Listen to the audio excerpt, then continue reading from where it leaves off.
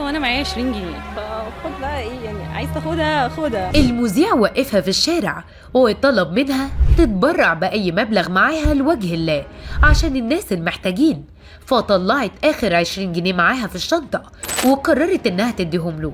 المفاجأة بقى إنها طلعت على باب الله وحلتها صعبة خالص وبتصرف على ولادها الاتنين بعد ما اتطلقت وجوزها هرب من عياله ورفض يصرف عليهم هو وأهله. فتعالوا معايا أعرفكم قصة زينب بنت اسكندرية سيدة الجدعنة، وإيه يا ترى هي المفاجأة اللي حصلت معاها وإزاي ربنا عوضها بمعجزة خيالية.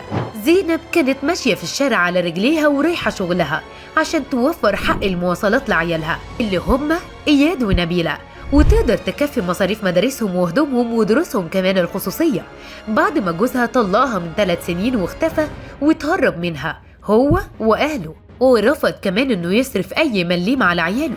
وفي الطريق قابلت زينب سيدة الجدعنة مذيع بيقدم برنامج عن عمل الخير لوجه الله والتبرع للغلابة والفقراء. ساعتها المذيع وقفها وقال لها يا ريت تتبرعي بأي حاجة لوجه الله تعالى. فكانت المفاجأة إن زينب طلعت من شنطتها آخر 20 جنيه كانوا معاها وعطتهم للمذيع عشان ما يبقاش حيلتها أي شيء خالص. زينب وقتها قالت للمذيع لو عايز تاخد من ال20 جنيه 10 وتسيب لي ال10 جنيه التانية مفيش مشكلة، لكن لو محتاجها خالص خدها. وبدأت زينب بقى تحكي حكايتها وإنها مطلقة وكمان في رقبتها جوز أولاده منفصلة، وإن جوزها وأهله اتهربوا من إنهم يصرفوا عليهم من ساعة الطلاق من 3 سنين فاتوا. سيدة الجدعنة كشفت للمذيع إنها شغالة يدوبك ب1500 جنيه في الشهر، وإنه أصحاب الشغل بيفكروا إنهم كمان يمشوها من الشغل، وإنها مش عارفة تعمل إيه لو ده حصل، خصوصا إن مرتبها مش بيكفي الكهرباء والمية والغاز، وإنها محتاجة شغلانة تانية جنب شغلها عشان تصرف على عيالها لأنها عايشة على السقف من طوب الأرض. المذيع صعبت عليه زينب جدا، حالتها صعبة، وقرر انه يديها مساعدة من البرنامج 1000 جنيه.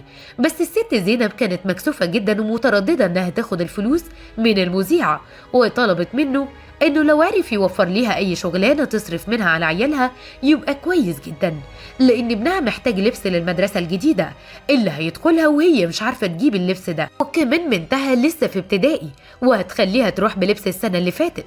التفاعل على كلام سيدة الجدعنة الست زينب كان كبير قوي ومش طبيعي، فقال شخص من الأشخاص ما تزعليش يا ست زينب، اللي تعوزيه كله ليكي ولعيالك من عينيا، من مصاريف مدارس ولبس وطلبات، انتي ست جدعة ولازم كلنا نقف معاكي.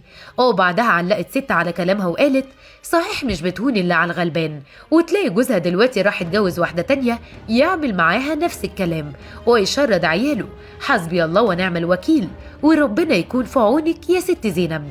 وفي النهاية بنتمنى للست زينب ان ربنا يعينها على المسؤولية الكبيرة دي، وان كل الناس اللي بيحبوا يعملوا خير يقفوا معاها.